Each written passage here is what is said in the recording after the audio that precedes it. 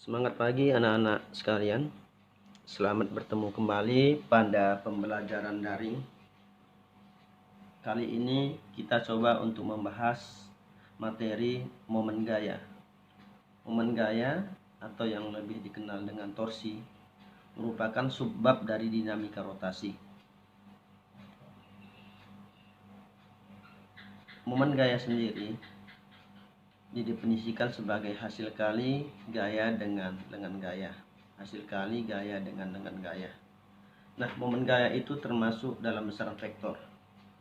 Cara menentukan arahnya, maka yang kita lihat adalah arah putaran.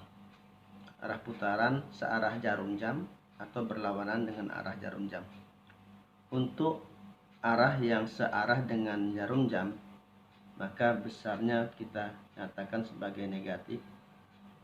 Sedangkan yang berlawanan dengan arah jarum jam kita nyatakan dengan positif.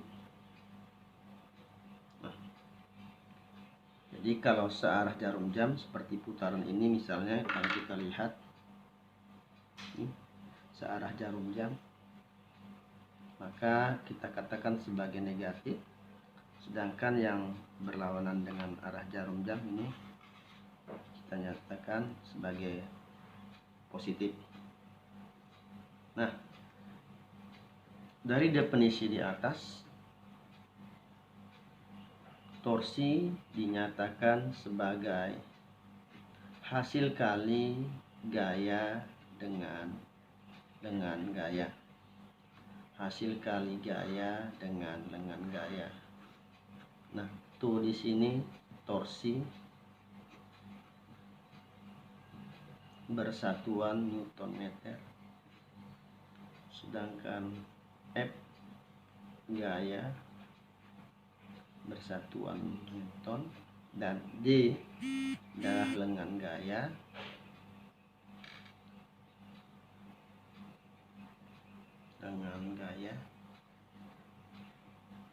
bersatuan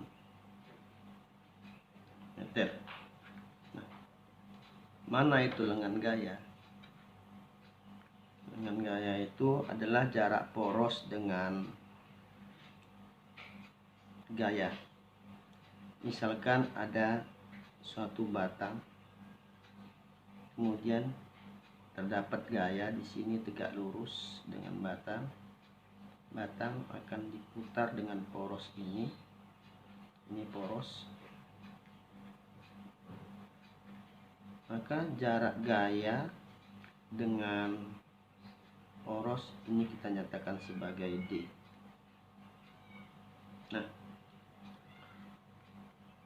dengan melihat formula ini atau rumus ini, kita bisa tahu bahwa untuk memperbesar nilai itu momen gaya, ada dua komponen yang bisa kita perhatikan.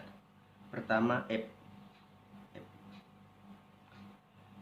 Nah, dengan memperbesar F, maka torsi semakin besar. Atau kalau tidak mau memperbesar F, tidak mau menambah gaya, maka kita bisa memperpanjang lengan gaya. Nah, konsep torsi banyak digunakan dalam kehidupan sehari-hari, bahkan pada dunia teknologi. Yang sederhana saja kita beri contoh. Mungkin kita semua tahu yang namanya portal. Portal itu konsepnya adalah momen gaya, jungkat-jungkit juga. Kemudian kita semua mungkin tahu sepeda, pernah menggunakannya. Pengayuh pada sepeda termasuk konsep menggunakan momen gaya. Nah, kunci pembuka baut ini termasuk konsep momen gaya. Nah, cara kerjanya begini, saya ambil suatu alat yang sederhana, model dari sebuah sepeda yang dirusak. Maka di sini kalau misalkan pada kenyataannya kita akan sulit membuka baut ini dengan menggunakan tangan tentunya, maka digunakanlah kunci. Nah, di sini ini poros. Ini yang kita berikan adalah gaya. Kemudian jarak ini gaya ke poros namanya lengan gaya.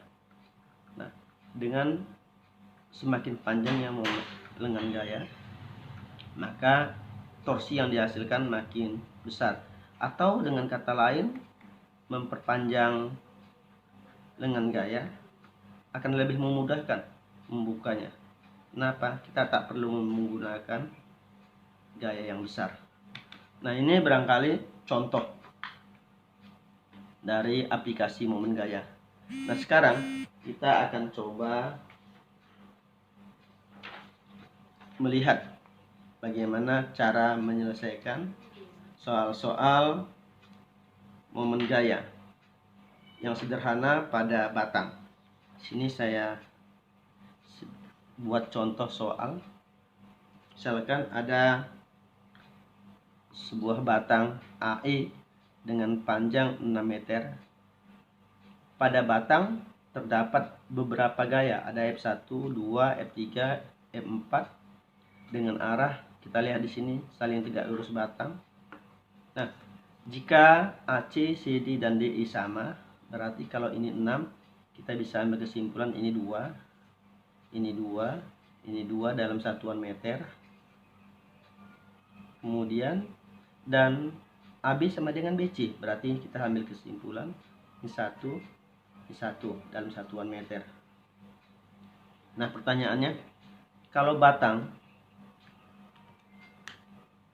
dipakukan pada titik B, ya, kita putar dengan poros B. Jadi kejadiannya seperti ini, ilustrasi saya. Kita pakukan di B. Kita pakukan di B. Berapakah momen gayanya? Maka caranya seperti ini. Kita buat TO. TO itu ingat, TO di B adalah sigma, jumlah dari momen gaya yang dihasilkan setiap gaya. Dengan memperhatikan selain perhitungannya juga arahnya. Contoh, F1 ke atas tetapi menyebabkan putaran searah jarum jam. F1 ke atas menyebabkan putaran searah jarum jam. Sehingga sesuai dengan perjanjian tadi, dia bernilai negatif F1 kali D1. Nah, kemudian F2 ini di C, putarannya dia ke atas juga, tapi menyebabkan putaran berlawanan jarum jam. Berlawanan dengan jarum jam. Kita nyatakan sebagai positif F2 D2. Nah, kemudian F3 di titik D, arah ke bawah, putaran menyebabkan searah jarum jam. Maka kita nyatakan sebagai negatif F3 D3. Sedangkan yang terakhir F4 berlawanan jarum jam, sehingga kita buat dia positif F4 D4. Kalau kita masukkan F1 nilainya 20, D-nya adalah jarak F1 ke poros, berarti 1 meter. F2 15 dengan jarak ke poros 1 juga. Kemudian F3 10. Nah, jarak F3 ke poros itu ada 3 meter. Yang terakhir adalah F4 25 dengan jarak ke poros itu 5 meter. Setelah kita hitung, kita akan dapatkan 20 negatif 15 negatif 30 dan 125. 140 kurang 50, 90.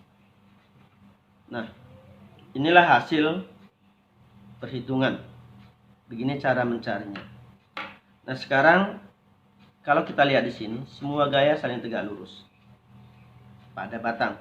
Bagaimana kalau gaya itu tidak tegak lurus pada batang? Sebagai contoh berikut. Di sini saya ilustrasikan ada batang AC dengan panjang 4 meter. Kemudian terdapat beberapa gaya. tetapi F2 membentuk sudut 53 terhadap batang dan F3 membentuk sudut 37 terhadap batang. Akan diputar pada poros A, titik A. Berapa momen gayanya? Maka gaya-gaya yang belum tegak lurus kita bisa uraikan. Ingat waktu belajar di kelas 1 tentang vektor, komponen vektor, maka ini kita bisa uraikan. Sebenarnya searah sumbu X kemari, searah sumbu Y kemari. Kita ambil yang sumbu Y nya saja dulu, karena sumbu X ini nanti kalau ditarik jatuhnya ke poros. Ini berarti F2 sin 53. Yang ini dengan cara yang sama berarti F3 sin 37. Nah, dalam hitungan sudah sama seperti tadi. Kita gunakan gaya-gaya yang tegak lurus. Berarti to di A adalah F1 D1. Nah, ini F2 menyebabkan putaran berlawanan. Kita lihat nih. Maka bernilai positif tambah F2 yang kita pakai yang tegak lurus sin 53 dikali D2. Di sini menyebabkan putaran searah berarti F3 sin 37 kali D3. Di sini bernilai 0. Kenapa? Karena jatuh di poros, artinya jaraknya 0. Ini kita akan hasilkan berarti 30 sin 53 itu 0,8. Kemudian jarak ini kemari, nah kita lihat ini jaraknya 4, tapi AB sama dengan BC, berarti 2 meter dan 2 meter, berarti jaraknya 2. Dan F3 10 sin 37 0,6 dengan jarak ke poros 4 meter. Berarti kalau kita hitung 6 kali 8 48, sini 24, kita akan dapatkan 24 Newton meter. Nah, demikian anak-anak cara menyelesaikan soal-soal momen gaya yang bekerja pada batang. Moga-moga ini bermanfaat. Terima kasih atas perhatiannya. Sukses selalu.